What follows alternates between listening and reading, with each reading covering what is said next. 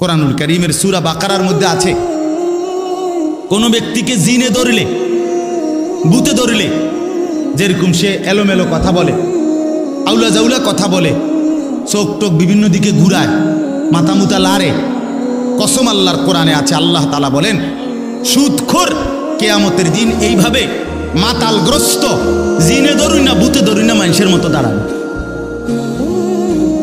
আল্লাযীনা ইয়াকুলুনার রিবা লা ইয়াকুমুনা ইল্লা কামা ইয়াকুমুল্লাযী ইয়াতাখাব্বাতুহু আশ-শাইতানু মিনাল মাস।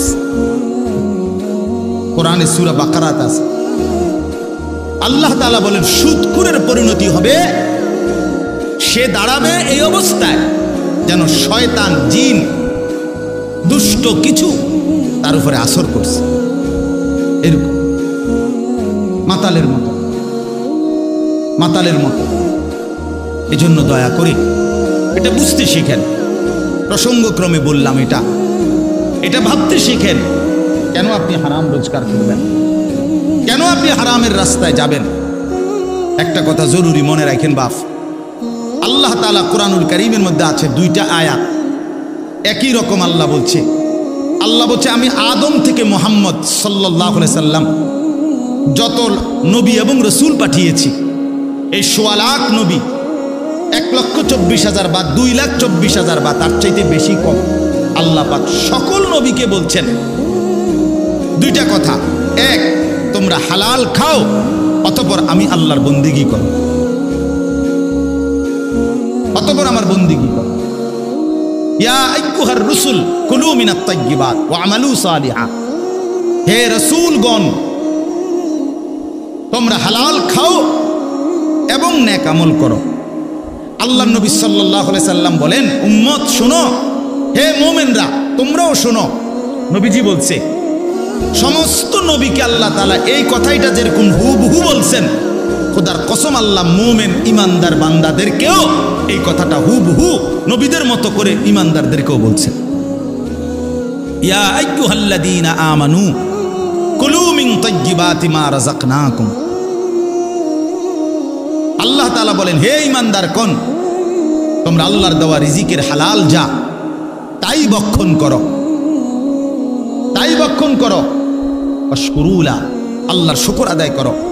ইন কুনতুম ইয়াহু তা'বুদুন, যদি আল্লাহর বন্দেগী করতে চাও তাহলে আল্লাহর ইবাদতের জন্য হালাল খাও।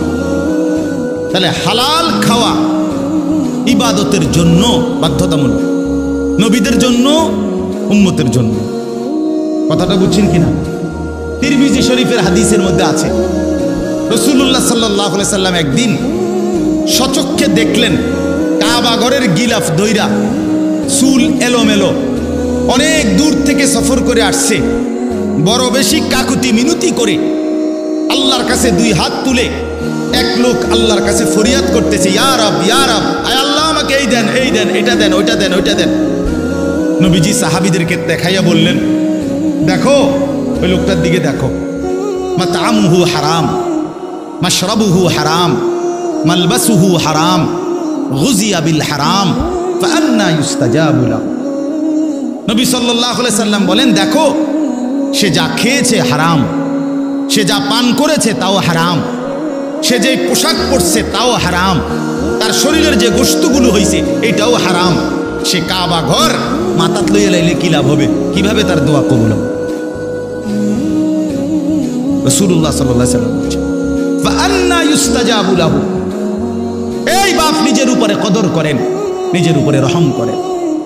যেই সন্তানের জন্য, যেই স্ত্রী পুত্র পরিজনের জন্য হারাম খাইলেন, সুদ খাইলেন, ঘুষ খাইলেন, মিথ্যা বললেন, চুরি করলেন, ওজনে কম দিলেন, কাস্টমারকে ঠকাইলেন, বাটপারি চিটারি করলেন, আল্লাহর কসম, আল্লাহর কসম, আল্লাহর কসম, আখিরাত তো মিলবেই না, কবর তো মিলবেই না, দুনিয়াও মিলবে না। এই নাফরমান সন্তান আপনার মৃত্যুর পরে আপনারে মনে রাখবে না, রাখবে না, রাখবে না। দৈন্তান নাই কান্না।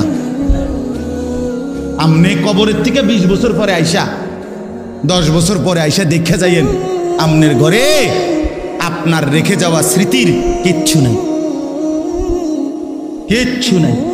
পরবর্তী 20 বছরের ব্যবধানে খাট, পালং, সোফা, ফার্নিচার, কাছের ফ্ল্যাট, নুনের বাড়ি, আমনে যেগুলো জমায়ে দিয়ে গেছিলেন এটি নাই। জিজ্ঞাসা করবেন শুধু পুত নাতিরে, কিরে বাবা আমারগুলা কই? বলবে এগুলো এখন চলে না, এগুলা ওল্ড হালাই দিয়েছি বউ তাকে।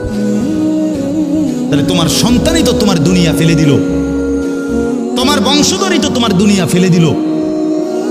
তো আখেরাত তো মিললই না, দুনিয়া কোথায় মিলল? দুনিয়া কোথায় মিলল?